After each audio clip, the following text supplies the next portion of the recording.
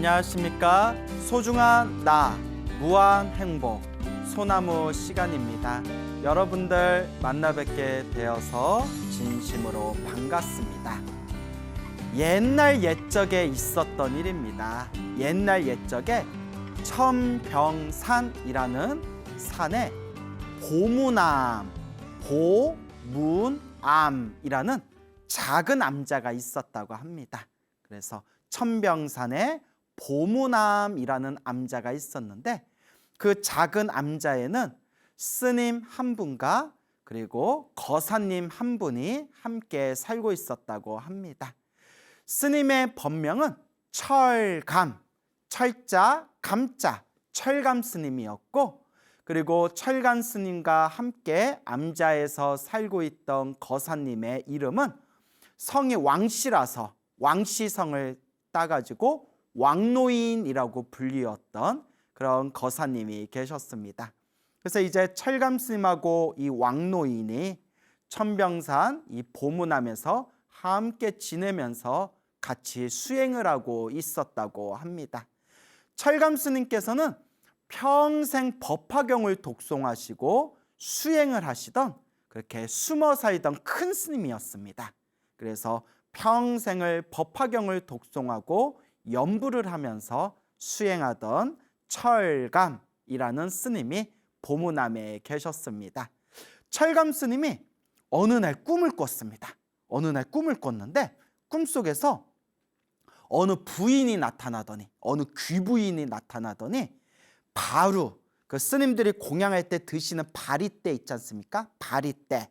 그 바루 하나를 스님께 이렇게 공양 올리는 그런 꿈을 딱 꾸게 되십니다.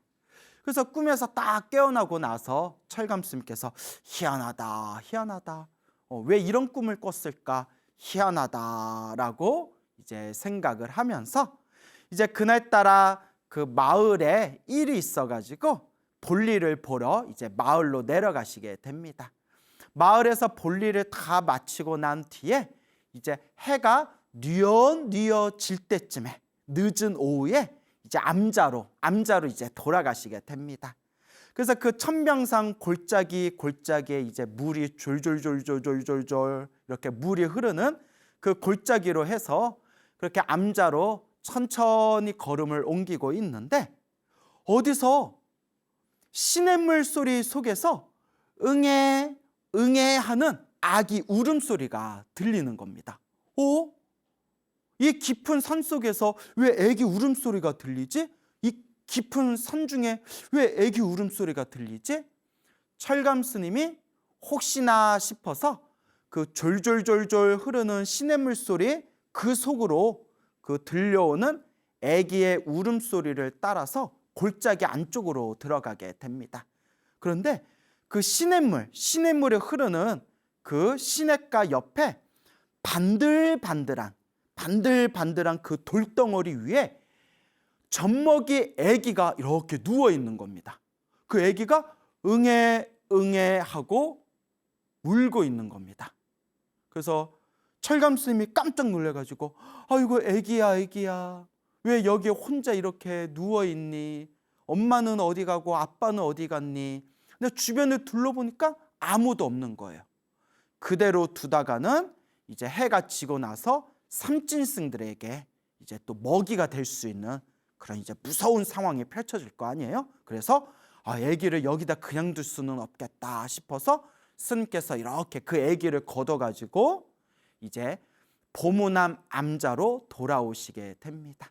그래서 방에 와서 이제 왕노인도 깜짝 놀라가지고 아이고 스님 마을에 볼일 있다고 내려가셨는데 아기는 어디서 아기는 데려왔습니까? 그래서 이제 스님께서 자초지종을 설명한 뒤에 방에서 아기를 이렇게 살펴보는데 화들짝 하고 놀라는 거예요. 왜냐? 아기가 눈이 온전치 못한 장님이었어요. 아마 선천적으로 장님이었던 것 같아요. 그러니까 너무 안타까워서 스님도 한숨을 푹 쉬고 왕노인도 아이고 하고 이제 탄식을 하게 됩니다.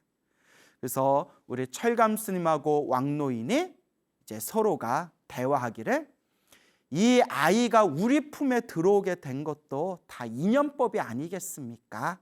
우리가 한번 잘 키워봅시다 하고 서로 이제 이야기를 나누게 됩니다.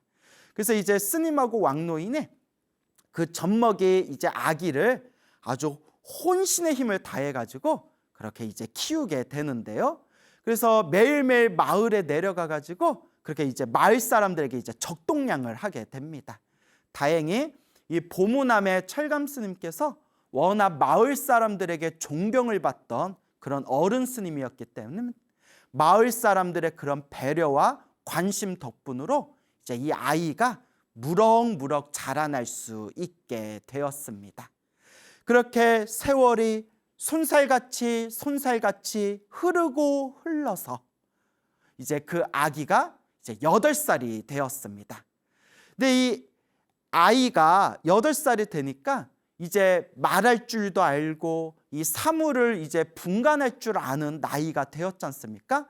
그때 이 아이가 자기가 남들과는 다르다라는 것을 이제 슬슬 눈치채기 시작합니다. 아, 나는 왜 눈이 보이지를 않을까? 왜 나는 눈이 이렇게 어두워서 다른 사람들과 같이 자유자재로 이렇게 움직일 수 없고 활동할 수가 없는가? 이제 이것을 스스로가 눈치를 채게 됩니다. 어느 날 이 8살이 된 이 아이가 엉엉 울면서 스님한테, 철감 스님한테 이렇게 말을 합니다.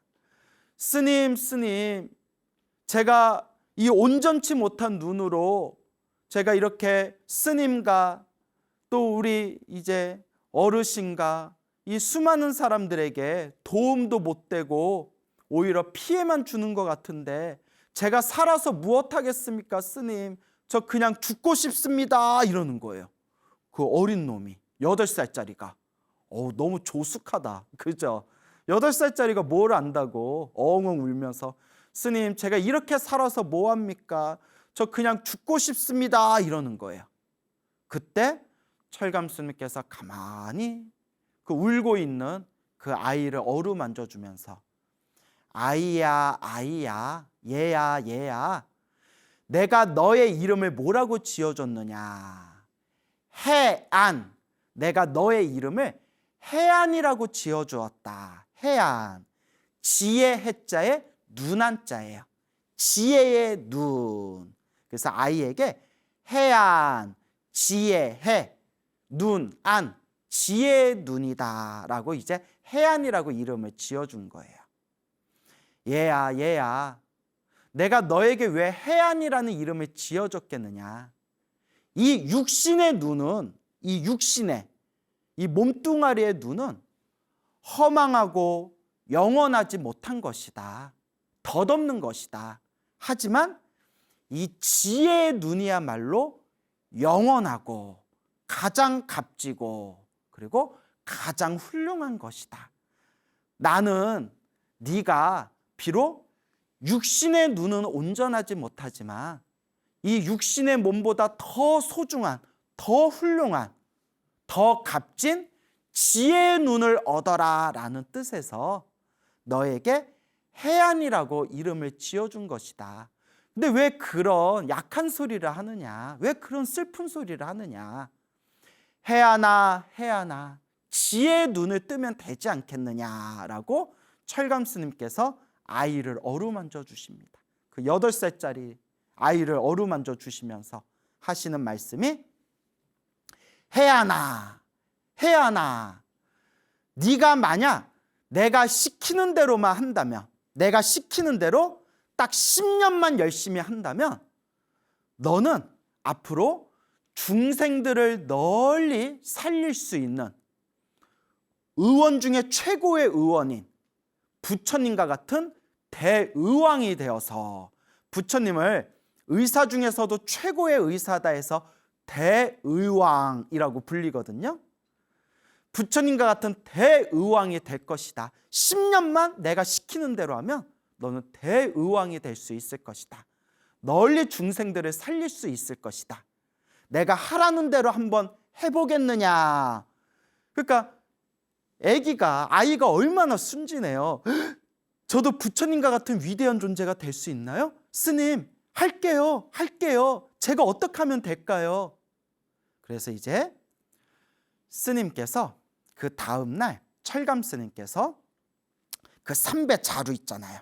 그 삼배 자루에다가 그 천으로 만든 삼배 자루에다가 그 시냇가에서 모래 있죠. 모래를 가득히 이제 담아가지고 가득히 담아서 그 이제 절에 가져오셔서 해안 스님에게 그걸 이제 해안이에게 건네줍니다. 해안아, 지금부터 오직 자나깨나 관세음보살을 염불해라. 오직 일심으로 일념으로 관세음보살을 염불해라.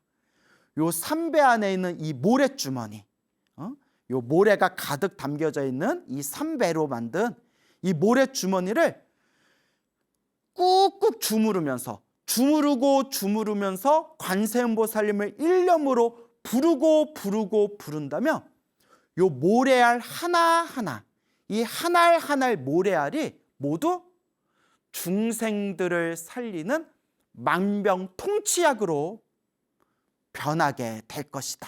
그러니까 오늘부터 오직 관세음보살님만, 아침 저녁으로 오직 관세음보살만 부르면서 요 모래주머니를 꾹꾹 주무르라. 단 절대 마음에 의심하는 마음이 있어서는 안 된다. 할 수 있겠느냐? 애기들이 얼마나 순진해요. 그래서 옛날 큰 스님들께서도 사실 진짜 큰 교육은, 진짜 큰 공부는 애들 때 시켜야 된다라고 말씀하시는 분들이 있습니다. 가장 순수하고 가장 믿음이 뛰어난 그 가장 맑은 그릇에 가장 큰 공부를 할 수 있는, 스펀지처럼 쭉 빨아들일 수 있는 그런 이제 그릇이 만들어진다는 것이죠. 예 스님, 스님 말씀 믿고 제가 하겠습니다. 제가 꼭 하겠습니다. 그래서 그 8살짜리 그 아기가, 8살짜리 아이가 그 안증맞은 손으로 매일매일 그냥 모래주머니를 주물딱 그렇게 모래주머니를 막 주무르면서 하염없이 하루 종일 관세음보살 오직 그 관세음보살만 부르게 됩니다. 그렇게 우리 해안 동자승이 관세음보살 부르면서 모래주머니를 주물러서 그렇게 9년의 세월이 지나가게 됩니다.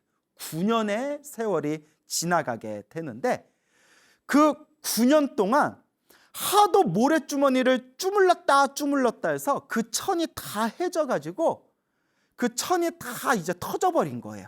그래서 새로 또 천을 갈아서 모래를 담아서 주무리고, 또 그 천 주머니가 다 터지면 또 새로운 천으로 또 모래를 담아가지고 또 주무르고, 그렇게 수십 번 모래자루를 바꿨다고 합니다.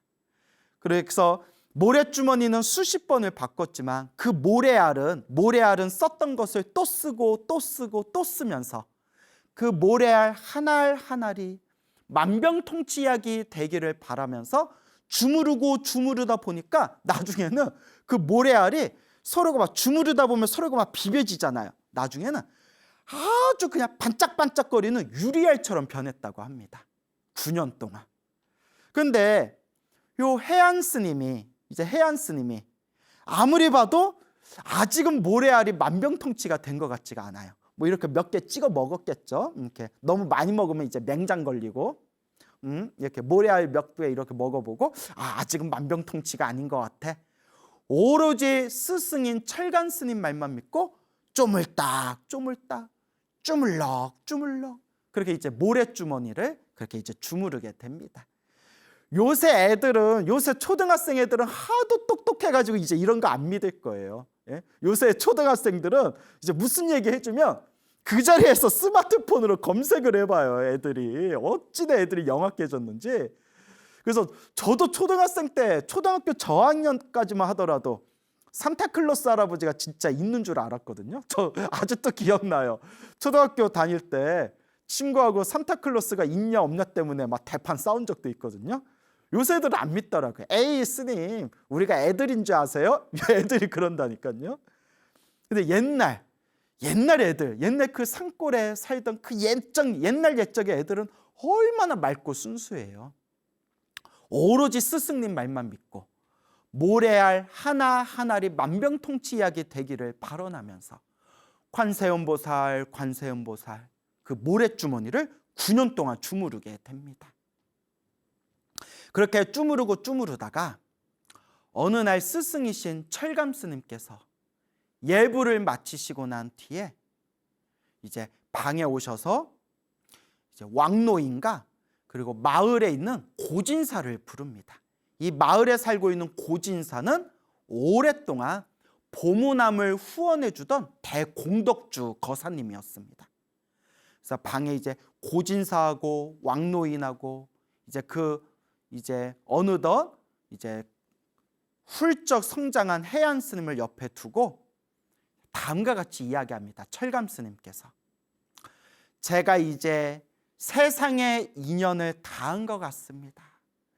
제가 이제 이 세상을 떠나더라도 부디 우리 진사님, 고진사님, 우리 보문함을 잘 지켜주시고 우리 왕노인을 도와가지고 우리 보문함을 계속해서 그렇게 후원해 주시기 바랍니다. 그동안 너무 감사드렸습니다 하면서 해안 스님한테 해안아 내가 세상을 떠났다 하더라도 슬퍼할 필요 없다. 만나면 헤어지고 헤어지면 언젠가 또 만나지 않겠느냐. 다만 지금처럼 한결같이 부처님과 관세음보살을 염불하면서 꾸준히 공부를 하여 내 뒤를 잇거라 라고 신신당부를 합니다. 그리고 철감 스님께서 이제 자신의 이제 이야기를 이제 다 전하고 난 뒤에 깨끗하게 목욕을 하시고 새 옷을 갈아입으신 뒤에 부처님과 관세음보살님 염불을 하면서 그 자리에 편안하게 누우셔서 세상을 떠나시게 됩니다. 너무 멋있다. 그렇죠. 나도 나중에 그렇게 가고 싶다.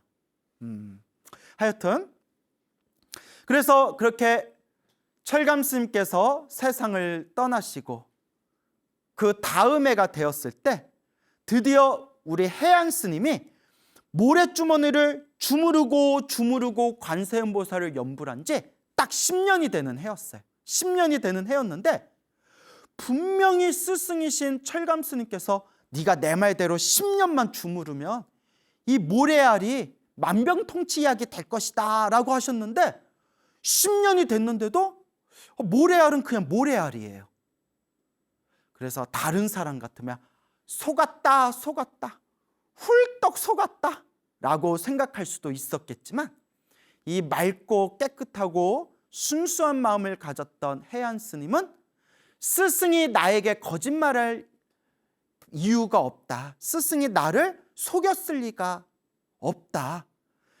10년 동안 모래를 주물렀는데도 만병통치약이 되지 않았다면 앞으로 내가 10년을이라도 내가 더 열심히 염불하면서 이 모래주머니를 주무르겠다.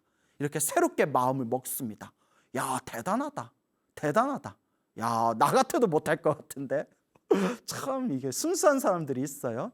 그러니까 순수한 사람들은 스승을 잘 만나야 돼요. 순수한 사람들이 스승을 잘 만나면 아주 큰 공부를 이룰 수 있지만 그 삿된 스승을 만나버리면 오히려 순수한 사람들은 몸과 마음을 다칠 수가 있습니다. 그러면 스님, 이 시대에 이 순수한 마음을 가진 사람들을 의지해야 할 최고의 올바른 스승은 누구입니까? 라고 하신다면 제가 여러분들께 꼭 당부드리고 싶은 얘기, 사람에 의지하지 말고 요 광우 스님 말도 믿지 말고 오직 부처님 말씀, 오로지 부처님 경전을 스승으로 삼고 의지해야 된다라는 것을 간곡하게 말씀드리고 싶습니다. 어쨌거나 10년이 그렇게 됐을 때 갑자기 마을에 있는 사람이 막 그 보문함에 헐레벌떡 뛰어오더니 스님 큰일 났습니다.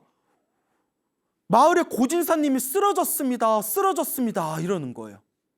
그러니까 평생 동안 이 보문함을 그냥 일심으로 한결같이 보문함을 보호해 주던, 그리고 후원해 주던 고진사님이 쓰러졌다니까 놀래가지고, 아이고 우리 그렇게 인덕을 갖추신 진사님이 왜 갑자기 그렇게 쓰러지셨을까 해가지고 그 마을 사람을 따라가지고 고진사님 댁에 해안 스님이 찾아가게 됩니다.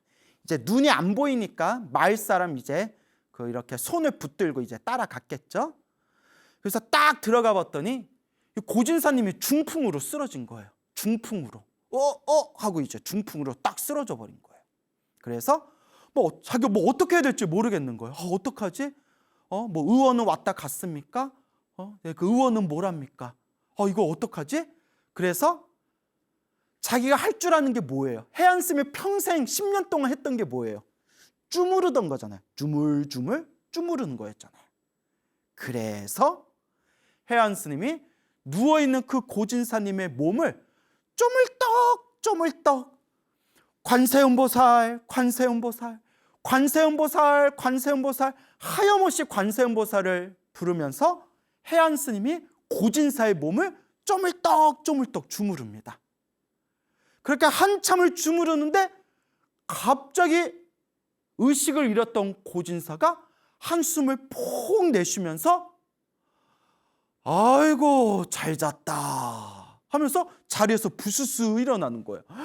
그 자리에서 그 모습을 본 가족들과 하인들이 그 모습을 보고 다들 놀라 자빠져가지고 기적이다 신통이다 해안 스님이 신통력으로 우리 고진사님을 일으켜 세웠다 하고 이제 난리가 났습니다. 맞아요. 그 모래알이 만병통치 약이 된다고 했잖아요. 모래알이 만병통치 약이 된 게 아니라 해안 스님 손가락이 만병통치 약이 된 겁니다. 10년 동안 관세음보살을 하염없이 부르면서 일념으로 모래주머니를 쭈무렸던 그 손가락이 만병통치가 된 거예요. 이렇게 점점 사람들 사이에서 해안 스님의 소문이 퍼지면서 순식간에 그 산골짜기, 천병산 산골짜기 있는 보문함에 수많은 사람들과 병자들이 모이게 됩니다. 그러니까 이제 해안 스님이 이제 병자들이 찾아오면 이렇게 쪼물다 이렇게 주물러주면 다들 벌떡 병이 낫는 거예요. 그러니까 막 전국에 막 소문이 퍼지고 사람들이 막 미어 터지니까 이제 어떻게 예약제로 이렇게 예약제 받고 줄이 길면 중간에 안표도 팔고 내용이 좀 이상해지네요. 웃자간 말이고.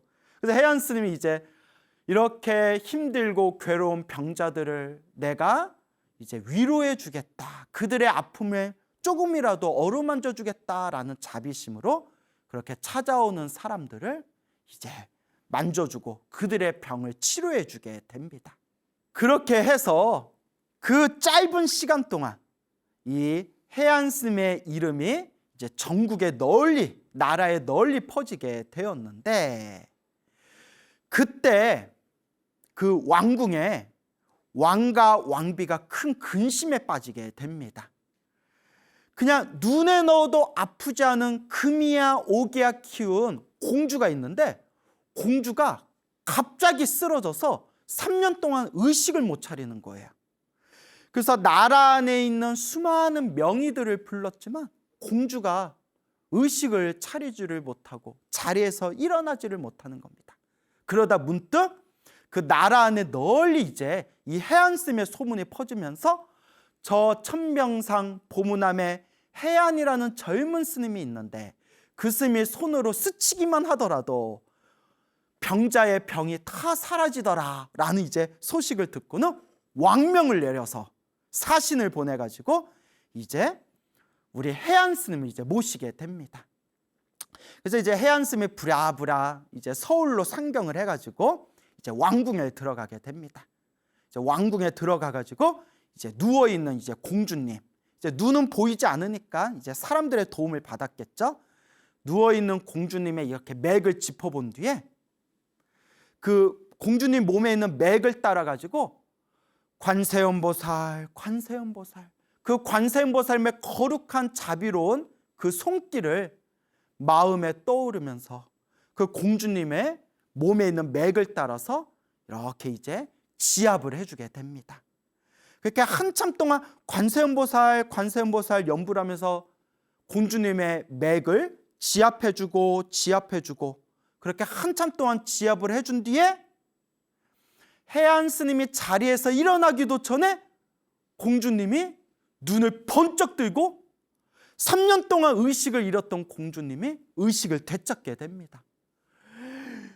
궁전이, 왕궁이 뒤집어졌겠죠.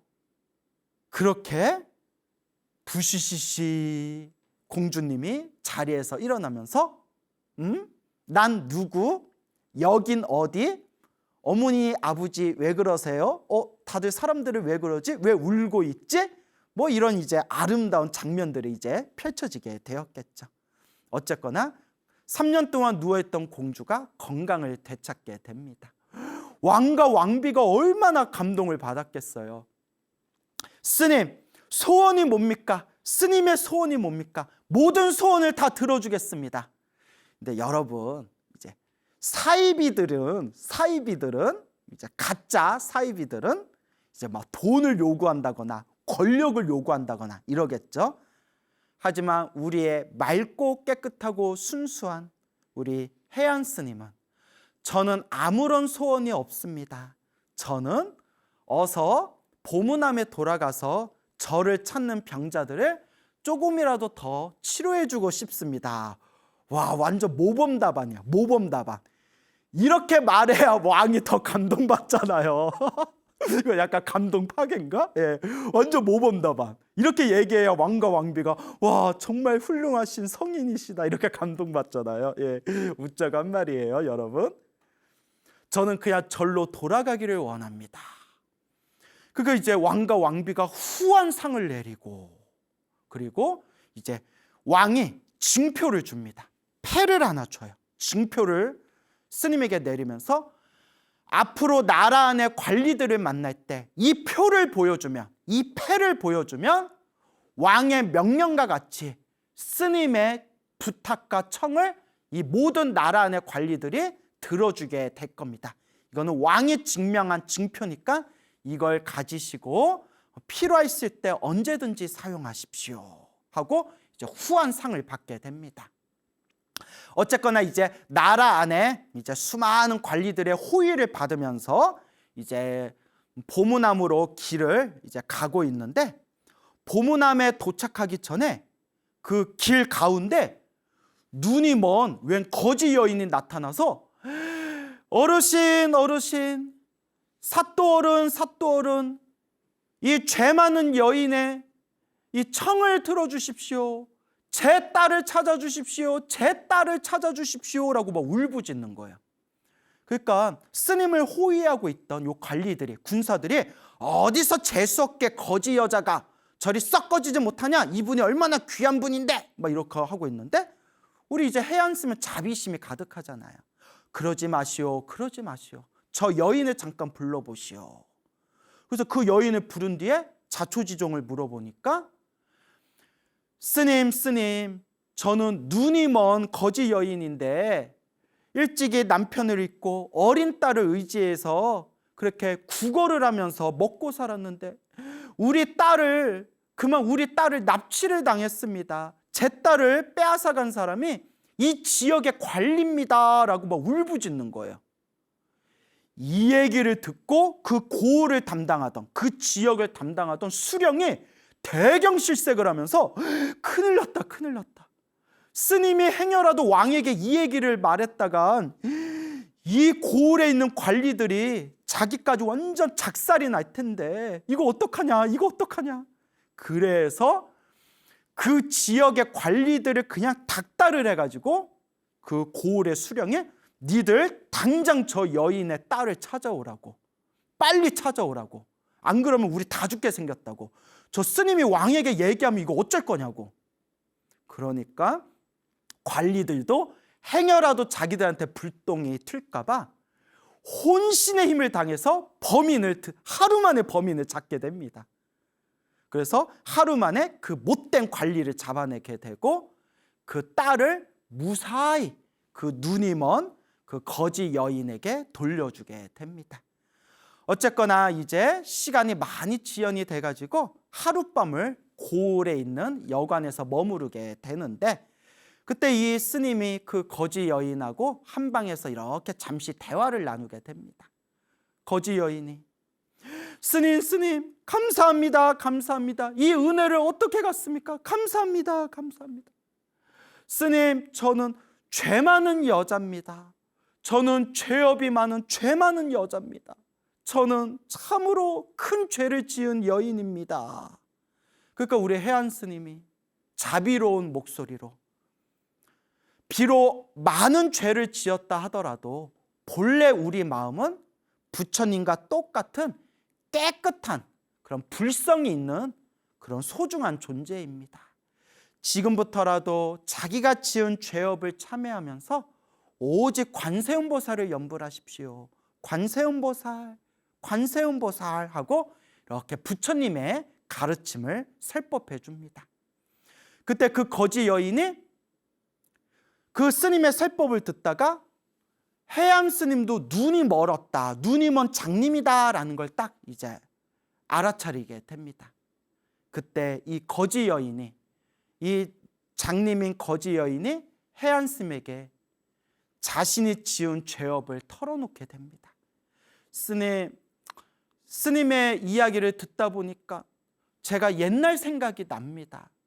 제가 옛적에 남편과 함께 살다가 아들을 낳았는데 아들이 선천적으로 눈이 먼 장님이었습니다.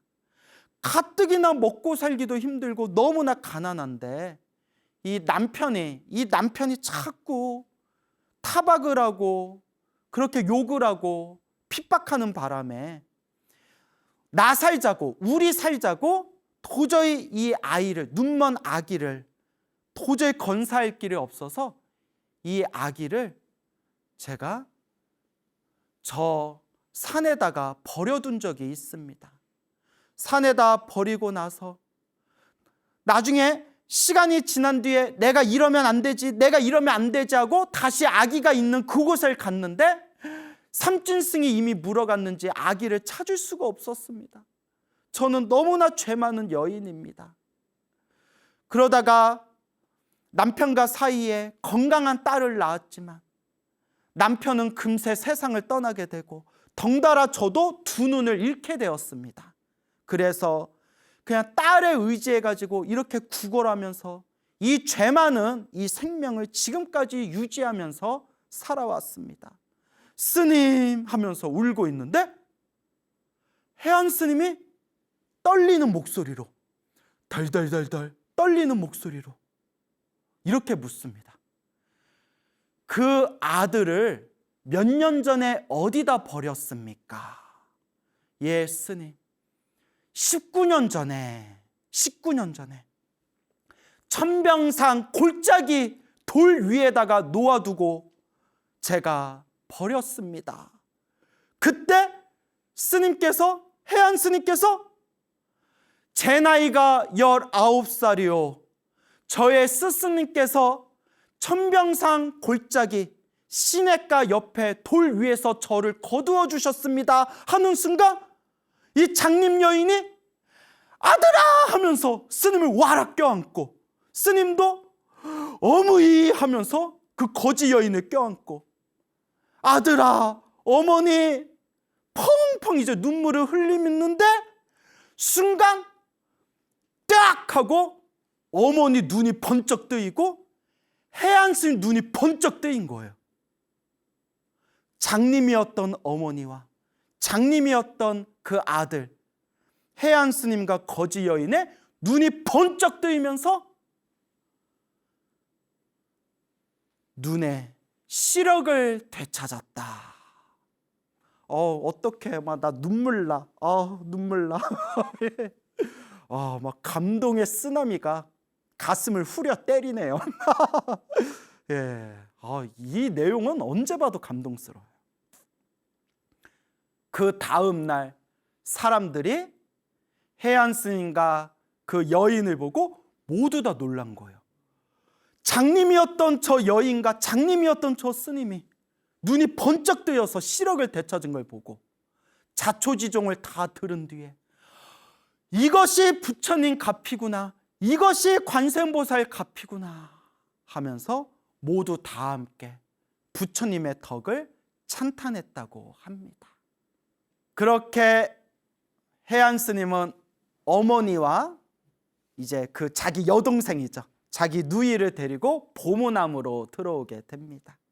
그리고 어머니는 머리를 깎고 비구니 스님이 되어서 평생 그렇게 이제 마지막 남은 생애를 오직 부처님을 부르면서 연부를 수행하였고, 이 해안 스님은 그 뒤로도 수많은 중생들의 병고를 어루만져 주면서 널리 널리 부처님 법을 전하였으니 수많은 사람들의 귀의를 받고 그 작은 보문암이 더욱더 번창하여서 훗날 보문암이 아니라 보문사라 이름 지어지는 큰 절이 되었다고 합니다.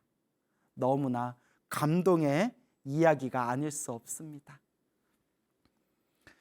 힘들고 괴롭고 너무나 답답할 때 좌절하지 마십시오.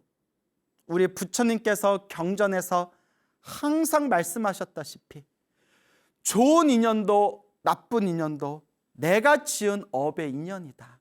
결국 내가 풀어야 할 나의 숙제들이다.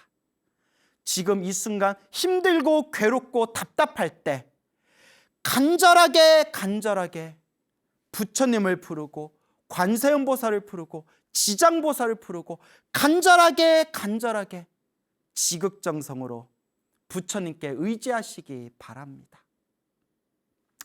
그런데 여러분, 제가 이 얘기는 꼭 드리고 싶어요. 이제 감동의 이야기, 이제 감동의 쓰나미를 이제 잠깐 이제 가라앉히고, 제가 여러분들한테 이제 가피 이야기, 영험단 이야기를 많이 들려드리잖아요. 근데 여러분, 세상에는 너무나 사이비들이 많아요. 사이비 종교인들이 많습니다. 그래서 이렇게 주변에 보면 나한테 제사를 지냈더니 모든 일이 술술 풀리더라, 내가 이렇게 만져줬더니 그 죽을 병이 낫더라, 이렇게 이제 막 광고하시는 분들이 있어요. 근데 여러분, 자, 아는 이제 신도님들이 이제 멋모르고 찾아갔겠죠. 내가 그런 걸 왜 자꾸 속느냐 했더니 너무나 힘드니까 그 지푸라기라도 잡고 싶은 마음이 이제 찾아가는 거예요. 근데 여러분, 찾아갔더니 항상 공통점이 있어요. 큰 돈을 요구해요. 큰 돈을 요구하면서 돈을 많이 내야 그게 정성이 되고 그 정성으로 효과를 빨리 볼 수 있다. 딱 들어도 뭔가 이상하죠. 부처님은 절대 그렇게 이야기하신 적이 없습니다. 그래서 제가 소나무를 통해서 여러분들에게 항상 전해드리는 가피 이야기, 수많은 영험담 이야기의 한결같은 핵심이 뭐죠? 내 스스로 염불하고 내 스스로 기도하고 내 스스로 업장을 소멸하는 겁니다. 내 스스로 수행의 힘에 의해서 닦아가는 겁니다. 그런데 내가 내 스스로 내 업을 닦지 않고 내 스스로 염불하고 기도하고 수행하지 않고 그냥 저분한테 큰 돈을 주고 나서 제사를 지내니까 뭐 일이 술술 풀리겠지. 저분한테 내가 큰 돈을 주고 저분이 막 이렇게 만져주면 그게 병이 낫겠지. 그거는 진짜 불교가 아닙니다. 물론 지장경 같은 경전에 보면 천도제의 공덕에 대해서 나옵니다. 저는 천도제를 부정하지 않습니다. 참고로 저도 매년 1년에 한 번씩 제 조상님들을 위해서 그렇게 천도제를 지내고 있습니다. 저도. 다만 천도제가 만병통치는 아닙니다. 제가 천도제를 지내기 때문에 당당하게 말씀드릴 수 있는 거예요. 천도제는 공덕이 있지만 절대 만병통치는 아닙니다. 내 운명을, 내 인생을, 내 팔자를, 내 업보를 녹일 수 있는, 바꿀 수 있는 가장 첫 걸음은 정성스럽고 간절한 염불에서 시작되는 겁니다. 부처님, 부처님, 그 간절한 염불과 기도의 힘이 나를 점점 행복의 길로 이끌어 주는 겁니다. 그래서 항상 여러분들께 드리는 이야기, 기도하고 염불하고 업장을 소멸하세요. 항상 복을 지으세요. 항상 마음을 잘 닦으세요. 기도하고 복을 짓고 마음을 잘 닦아라. 이 세 가지에 내 운명을 바꿀 수 있는 핵심이 다 들어있다라는 것을 명심하시고, 저한테 막 이런 가피 이야기, 영험 이야기 들은 뒤에 혹해가지고 그런 이상한 사이비들 만나지 않았으면 좋겠습니다. 오직 부처님 경전에 의지하시기 바랍니다. 여러분, 행복해지고 싶습니까? 행복한 삶을 창조하고 싶습니까? 복을 지으십시오. 선업을 지으십시오. 공덕을 쌓으십시오. 복과 선업과 공덕의 힘이 여러분들을 진정한 행복의 길로 이끌어 줄 것입니다. 여러분, 성불하십시오.